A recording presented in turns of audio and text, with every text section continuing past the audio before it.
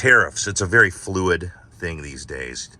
A lot of news, a lot of information. They're on, they're off.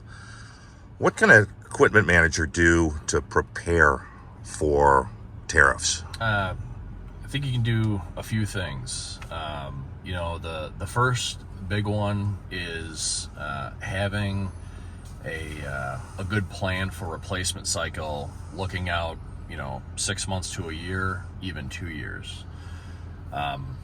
For us, at the end of the day, the thing we don't want to do is have extra cost bases in our equipment that translates to a higher rate that would make us less competitive. And so that is the crux of the tariff issue. And so, for us, we're doing a few things. We're looking at the items, the machines we have to replace. We're considering machines that are in inventory that match spec that we can buy out of stock right now, which is something we usually don't do. We've actually done it in 2 instances this season already. Second thing we're doing that we had to do during the COVID era when you couldn't get machines is look at machines that you can actually make an investment in, kind of repair and maintenance wise, to extend the I'll say useful, reliable life a year or 2. And so we have a group of machines right now that most of which are made outside the United States that we are looking at doing just that, making some proactive repairs that so we can keep those items in our fleet, not replace them now until the dust settles on this tariff issue. So far, what have tariffs or the very threat of them, how has that affected component prices and availability? So we've seen some price increases come through in anticipation of tariffs.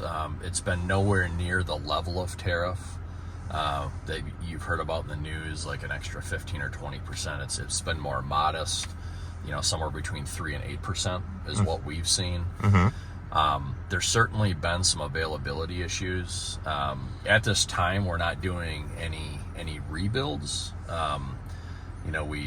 We plan to be near the end of the year, but we know that based on some machines that we had on order that haven't been delivered yet, OEMs are having some issues with componentry that's sourced in some of these countries that are exposed to these kind of unexpected high tariffs. And that has created longer lead times because it's just taken longer to build the machine. We've actually had a couple of orders for vehicles that were canceled because of component availability issues. And so those are vehicles we just can't get this year. We're going to have to wait to order for next year. That actually just this week, with the vehicle order that we had canceled, we ended up buying a chassis out of stock somewhere that met our spec. And so, we've definitely seen some price increases and some availability issues. And how about price increases on new equipment that you might be looking at? Yeah, so that has been, we've seen the same thing. All the OEMs seem to be indicating, there is going to be price increases. We've had some that have passed along some price increases, and the level of increase has been similar to what we've seen on some of the components. We also have some OEMs that are saying that they're considering it. They think it's likely, but they actually haven't quantified what it is or implemented it yet. I think they're kind of waiting to see what happens. Yeah, a lot of waiting involved. If you could look into your crystal ball, do you think these tariffs or tariff threats will go away quickly with negotiation, or will this threat continue to be around? I don't know. I'd like to think that